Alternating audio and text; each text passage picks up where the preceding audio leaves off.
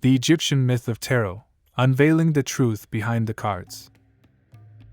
For centuries, tarot cards have captivated us with their enigmatic imagery and the promise of unlocking hidden truths.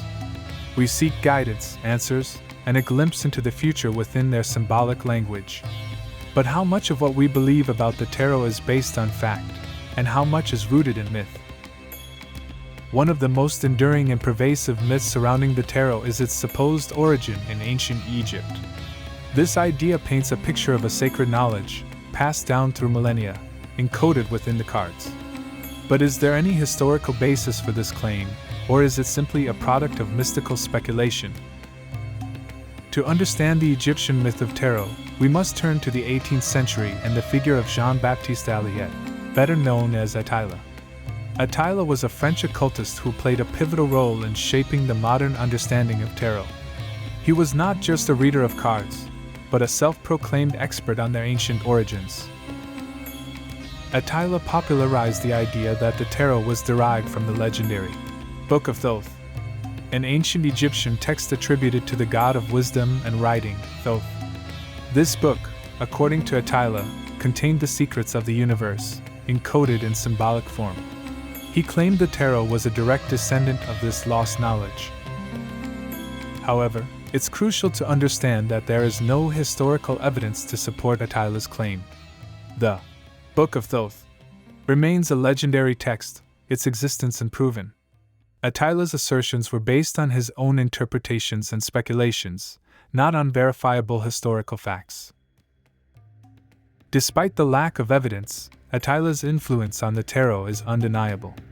He designed his own tarot deck, incorporating Egyptian symbolism into its imagery. This deck further cemented the connection between the tarot and ancient Egypt in the minds of many.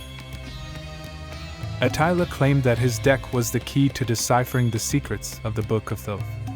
He believed that by understanding the symbols and their relationships, one could unlock the ancient wisdom contained within. This idea resonated deeply with those seeking esoteric knowledge.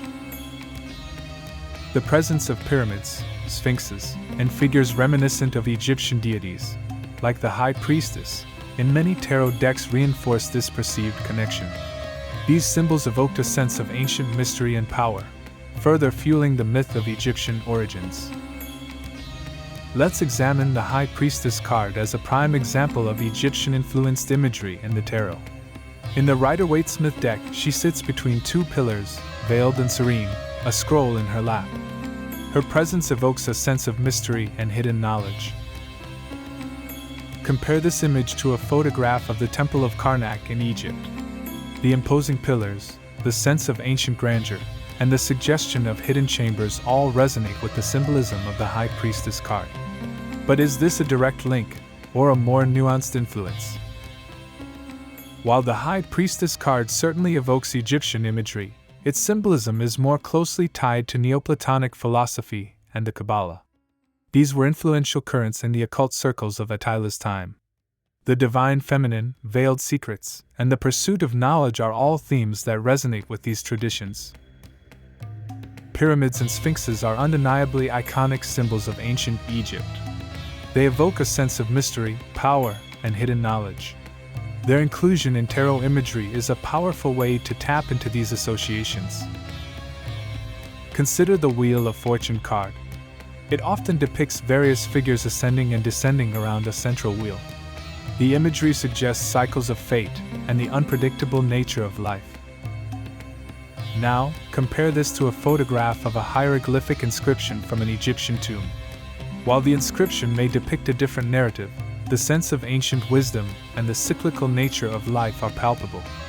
However, this is an evocative connection, not necessarily a historical one. There's no direct evidence that the Wheel of Fortune card was directly inspired by Egyptian hieroglyphs. To understand the true origins of the tarot, we must look to 15th century Europe. Tarot cards first emerged as playing cards, used for games like tarocchi. These early decks bore little resemblance to the esoteric tools we know today. Initially, these decks consisted of 4 suits, similar to modern playing cards, with numbered cards and court cards. There was no esoteric symbolism, no hidden meanings, simply a game of skill and chance. The Major Arcana, the set of trump cards with symbolic images, was a later addition. These cards, with their allegorical figures and evocative scenes, are what truly distinguish the tarot from ordinary playing cards. The Major Arcana reflects the influence of Renaissance art, philosophy, and the burgeoning interest in the occult. These cards drew inspiration from a wide range of sources, including classical mythology, Christian iconography, and alchemical symbolism.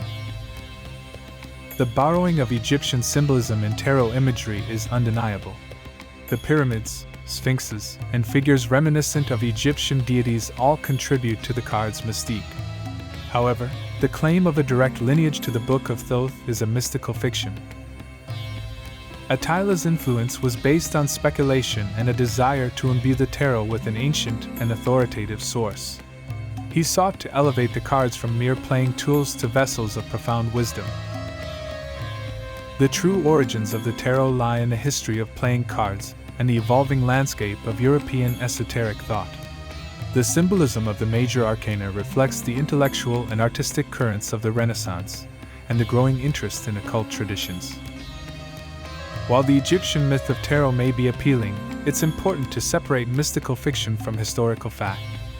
The tarot is a rich and complex system of symbolism, but its roots lie in Europe, not in ancient Egypt. The card's power lies not in a fabricated history, but in their ability to connect with our own intuition and provide insights into the human experience.